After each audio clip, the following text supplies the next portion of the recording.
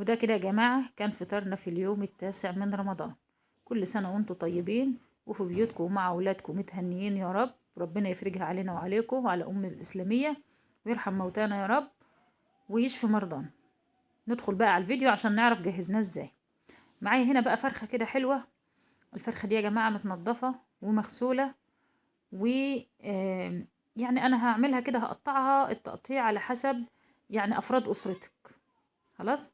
انا طبعا الراس يا جماعه والرقبه ديت، انا مش هرميهم، انا هنضفهم تاني. بس انا شلتهم كده. يعني اللي بياكلهم بياكلهم واللي ما بيحبهمش خلاص هو حر يرميهم. هنا كده يا جماعه هقطع الاوراق معايا وهفتحها كده، نعمل لها فتحات.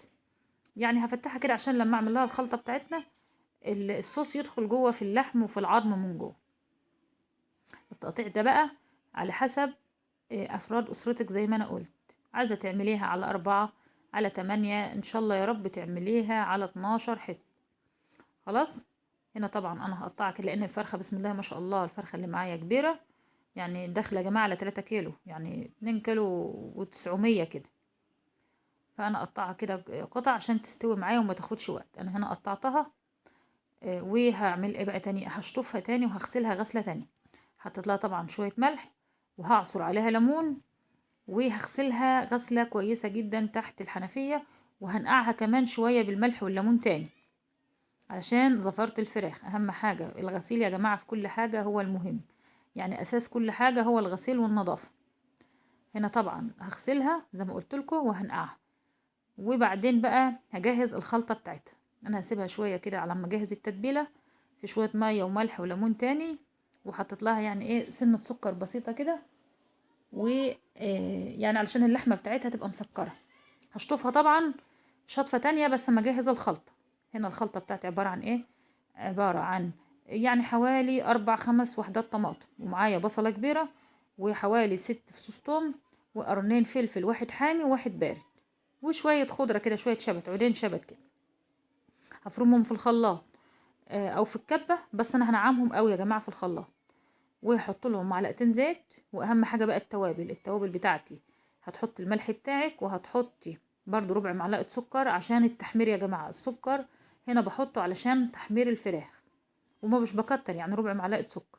وهحط التوابل بتاعتي توابل فراخ. وهحط السبع بهارات واللي هو الفلفل والكمون والكزبره كمان. خلاص. هفرمهم كويس في الخلاط وهرص بقى في الصينيه. وما تنسيش برضو تحطي معلقتين زيت كبار علشان يعني التحمير بتاع الوش بتاع الفراخ برضو. هنا طبعا انا رصيت الفراخ معايا في قلب الصينية وهنزل بالخلطة بتاعتي.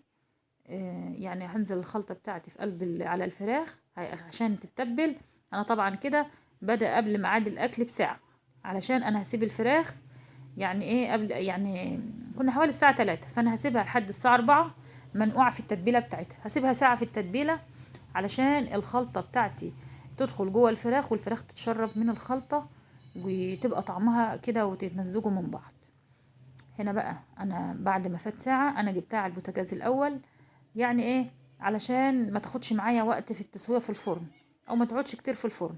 حطيتها على البوتاجاز، اول ما هتبدأ تغلي هنزلها في فرن البوتاجاز. واعمل الرز بقى. طبعا احنا هنعمل النهارده رز خفيف كده، يعني رز بالبسله والجزر. يعني هتبقى اكله كده نواشف من غير خضار ولا من غير اي حاجه خالص. وهنعمل معاه شويه شوربه وخلاص. والحمد لله فضل ونعمه، يا رب يديمها علينا نعمه وعلينا وعليكم، ويعودها علينا وعليكم الايام بخير يا رب. انا طبعا الحله على النار، حطيت شويه زيت وقطعت بصله كبيره كده. البصله يا جماعه هدبلها الاول. انا بحب دايما ادي البصله كده تتبيله، يعني بتاخد لها حوالي دقيقه دقيقتين كده على النار. ما بحمرهاش، يعني بدبلها الاول وبطلع الريحه بتاعه البصل منها الاول. خلاص. اول ما البصله تدبل معايا هنزل بقى معايا بالبسله والجزر. طبعا البسله والجزر على حسب كميه الرز اللي انت هتعمليها. يعني انا هنا عامله يعني مكترة بسلة شوية وجزر علشان انا حباها تبان شوية في الرز، يعني تبقى باينة كده في الرز بتاعي. طبعا هي هشوحهم مع بعض. البسلة طبعا يا جماعة يعني زرع جديد ومش مش متفرزة ولا حاجة، البسلة طازة وما بتاخدش معايا اي سوى خالص على النار. يعني ممكن اشوحها شوية وبحط بعد ما اضيف عليها الرز بتستوي على طول. خلاص نزلت كده بعود قرفة علشان برضو انكه الرز معايا، وهسويهم مع بعض او هشوحهم مع بعض. هتفضلي تقلبي كده، تشوحي تشوحي تشوحي في الاكل بتاعك. وبعدين بعد ما تتشوح هحط بقى التوابل بتاعتي. التوابل بتاعتي عبارة عن ايه؟ التوابل بتاعتي عبارة عن يعني شوية كمون وفلفل اسود وكزبرة، وهحط معلقة كاري او كركم علشان اللون. خلاص. وهحط معايا برضو يعني شوية بهارات من هم بهارات الكبسة، يعني طعموها كده. خلاص. وهحط بقى لو انت عايزه تحطي واحدة لومي حطي، مش عايزة خلاص. طبعا هتحطي مكعب مرق، وخلي بالك برضو لان مكعب المرق بيبقى يعني ايه مملح شوية، وانت بتظبطي العيار بتاعك. علشان انا ما عنديش شوربة يا جماعة، يعني هو مكعبين المرق ده بديل للشوربة، هيطعموا الرز شوية. بعد ما اشوحهم يعني التوابل كلها بالريحة بقى تطلع وكده بتاعت التوابل معايا في البسلة والجزر، واقلبهم مع بعض، هنزل بالرز بتاعي. خلاص اقلبهم مع بعض وهسيبهم يتشربوا. ظبطي بقى المية بتاعتك وسيبهم على نار عالية، واول ما الرز يتشرب هتهدي عليه النار خالص. كده خلاص احنا خلصنا، يعتبر خلصنا الاكل بتاعنا يا جماعة. الاكل خفيف جدا وسريع وما بياخدش اي وقت. هعمل بقى شوية، يعني كان الرز اتشرب وانا هديت عليه النار، ومفضلش معايا غير الشوربة. شوربة طبعا لسان العصفور، انا عملتها معاكم كم مرة، وبرضو يعني ايه سهلة وبسيطة خالص. بس النهاردة بقى انا هاخد من الصوص بتاع الفراخ، وهظبط يعني احط على شوربة لسان العصفور. هنا معايا حوالي كوباية كبيرة شعرية لسان عصفور. انا كنت بصراحة هعمل شوربة خضار، بس عشان انا عاملة رز بالبسلة والجزر، فمش هينفع اعمل الاتنين مع بعض، فقلت برضو هعمل شوربة لسان عصفور. اول ما تبدأ ياخد اللون كده يعني يفتح معايا شوية او يصفر معايا شوية، هنزل ببصلة صغيرة وهشوحهم مع بعض. وهنزل برضو بحباية طماطم والورق اللورا بقى، فصين حبهان برضو بنكهوا معايا لسان العصفور، علشان انا برضو زي ما انا قلت ما عنديش مرقة. هشوحهم مع بعض بالتوابل وبالمكونات اللي انا قلت عليها. واول ما لسان العصفور هياخد اللون معايا، هنزل هحط برضو مكعب مرق. بس انا النهارده مش هحط مكعب مرق يا جماعه، انا هحط معلقتين كده. انا طبعا كانت الفراخ عندي في قلب الفرن، فهاجي احط معلقتين من الخلطه اللي هي في الفراخ. دي خلطه تعتبر خلطه مركزه فيها يا جماعه، فيها بقى كل التوابل وكل البهارات وكل طعم الفراخ، واخده طعم الفراخ. فانا بصراحه ما ضفتش مرق الدجاج، انا استكفيت بالخلطه دي. كانت طعمها تحفه يا جماعه. وطبعا فيها طماطم، فيها جميع التوابل اللي انا حطاها.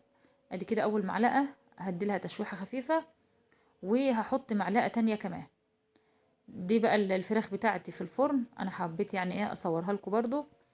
انا حاطه واحده بتنجان، بس بصراحه انا يعني ما عملتوش على الفطار. البتنجانيه دي يا جماعه اتنست، يعني انا عملتها كده وما قدمتهاش على الفطار. عملت البتنجان وما حطيتوش في الفطار، نسيت احطه. فطبعا عملتها بابا غنوج، وكانت حلوه، وكانت يعني تغيير برضو سلطات وكده.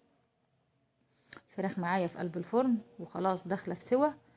طبعا الفرن عندي الفرن اللي هو البلدي العادي، وبيحمر بقى كده الفراخ من فوق ومن تحت. ما حطيتهاش في فرن البوتاجاز، لان الفرن البوتاجاز عندي يعني ايه قلت اريحه شويه واشتغل على الفرن العادي. هنا بقى خلاص كان الفطار ما فاضلش حاجه، فصبيت كده العصير وقلت اجهز الاكل او اغرف الاكل معاكم. طبعا انا صبيت العصير بتاعي، والفراخ كانت خلاص قبل ما اغرف، يعني ولعت لها كده في حمايه. وطبعا هتغطيها بسرعه وهي سخنه، علشان اما بتكون سخنه وتغطي لها تحط لها فحم بتشرب، يعني بتاخد ريحه الفحم، كانها مشويه على الفحم. هنا طبعا غطيتها بورق الحراري على حد يعني ايه، يعني لغايه ما اغرف الرز بتاعي. ده شكل الرز بتاعي يا جماعه، اللي هو الرز بالبسله والجزر. طبعا بحطه في المطابق كده، او يعني في الطبق كده صغير. وهعمله كده، يعني اعمل لهم اشكال. يعني قد ايه الاولاد بيبقوا فرحانين ما تكون فيه اهتمام بقى ومظبطه كده وعامله لهم اشكال وحاجات على الاكل، يعني بيبقوا ايه مبسوطين. خلاص. آه ده كان اليوم بتاعنا يا جماعه، كان يوم سهل وبسيط خالص. دي طبعا الفراخ اللي انا عملتها معاكم، جربوها يا جماعه بالطريقه ديت، ان شاء الله هتعجبكم. حطيت بقى طبق شيبسي كده والشوربه والرز بتاعنا، وعملت طبقين سلطة، وطبعا المخلل الأساسي معانا في كل من أول رمضان. كل سنة وانتم طيبين.